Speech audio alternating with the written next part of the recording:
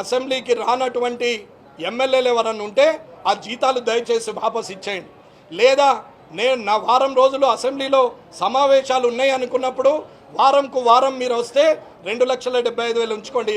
లేదా 10 రోజులు అసెంబ్లీని ఉంటే మిగతా దినాలు రాకున్నా అసెంబ్లీ ఉన్న రోజులు వస్తే ఆ 2,75,000 ఉంచుకోండి. లేకుంటే ఏ ఒక్క రోజు రాకున్నా divided by 10 divided by 7 divided by assembly సమావేశాలు ఉన్నాయో ఉద్యోగస్తులకు ఎట్లయితే జీతం కట్ చేస్తారో అట్లాగే మీ జీతం కూడా కట్ కావాలా. కట్ అయ్యేదాకా ఊరుకునే లేదు. ప్రజలకు చెప్పాల్సిందే. పుక్కానికి ఏం రాలేదు. ప్రజలు ఓట్లేసి గెలిపిస్తే ఎమ్మెల్యే క్వార్టర్ వచ్చింది, 2 గన్మెన్లు వచ్చారు, నీకు ప్రోటోకాల్ వచ్చింది, నీకు 2,75,000 జీతం వచ్చింది, నువ్వు అసెంబ్లీలో వచ్చి కూర్చుండే అవకాశం వచ్చింది. ఇవాళ నిన్ను నాయకుడు అనుకుంటున్నారు. నువ్వు ఎప్పుడు నియోజకవర్గానికి వస్తే అప్పుడు వెంకటేశ్వర స్వామి, భద్రాచలం రామయ్య, యాదాద్రి లక్ష్మీనరసింహస్వామి వచ్చిండు, మాకు ఆశీర్వాదాలు ఇస్తాడు, ఏమైనా వేసిపోతాడు అనుకున్నారు. కానీ కద్దరు బట్టలు వేసుకోండి, దిగేటప్పుడు ఒక గన్మెన్ తెరుసుడు, ఎక్కేటప్పుడు ఒక గన్మెన్ చెయ్యడ్డం పెట్టి నెత్తికి తగులుతుందని డోరేసుడు. సార్ను కాపాడుతుంటే కోడిగుడ్డు లాంటి ఎమ్మెల్యేలను ఏడ చిప్పవలిగిపోతుందో అని కాపాడే గన్మెన్లు పోలీసులు ఉంటారు తప్ప ఇది మీ కష్టం కాదన్న. ప్రజలు ఇచ్చిన సౌకర్యం, అది ప్రజలకు సేవ చేస్తారనేది అర్థం చేసుకోవాలని కోరుకుంటూ ఇకనైనా మార్పు రావాలని కోరుకుంటున్నాను. జై హింద్, జై భారత్. అన్నా నేను పార్టీ పరంగా చెప్పలే, ఎమ్మెల్యే నేనైనా సరే నేను ఒక్కరోజు రాకున్నా నేను రిటర్న్ చేస్తాను.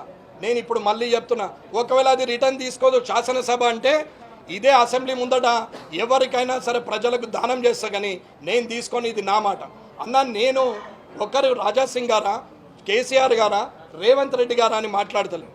బాధ్యత గురించి మాట్లాడుతున్నాం. పాత్రికేయులు అంటే ప్రజలకు, నాయకులకు, ప్రభుత్వానికి మధ్యవర్తులు.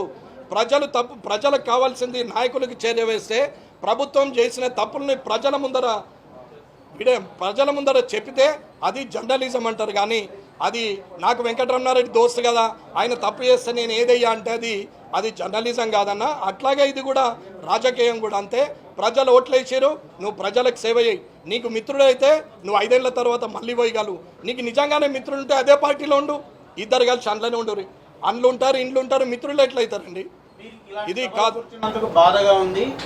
బయట పోయి పని చేయొచ్చు అని చెప్తా ఉన్నారు. ఏం చేయాలనుకున్నారు? బయట పోయి ప్రజల మధ్యన అన్ని పనులు చేయొచ్చన్న. మనిషికి పవర్ కావాలనేది ఏం లేదన్న. అన్న సామాజిక స్పృహ ఉన్నటువంటి వ్యక్తి, సామాజిక బాధ్యతతోని చాలామంది సర్వీస్ చేస్తున్నారు. బయట లేని వాళ్ళ కోసం చూస్తున్నారు, అన్నం లేని వాళ్ళకు అన్నం పెడుతున్నారు, సమస్యలు ఉన్న వాళ్ళకు చూస్తున్నారు, కుష్ఠవ్యాధి వచ్చి రోగులు ఉన్న వాళ్ళని చూస్తున్నారు, సమాజం వెలివేసినటువంటి వారిని దగ్గరికి తీస్తున్నారు, ఆదివాసీలకు సేవ చేస్తున్నారు. సోషల్ సర్వీస్ చేయాలంటే దానికి పబ్లిక్ ఎలక్టెడ్ పీపుల్ లేదా గవర్నమెంట్ ఇచ్చే ఉద్యోగము అవసరం లేదన్న. సామాజిక స్పృహ ఉంటే సరిపోతుంది అనేది నా వాదన.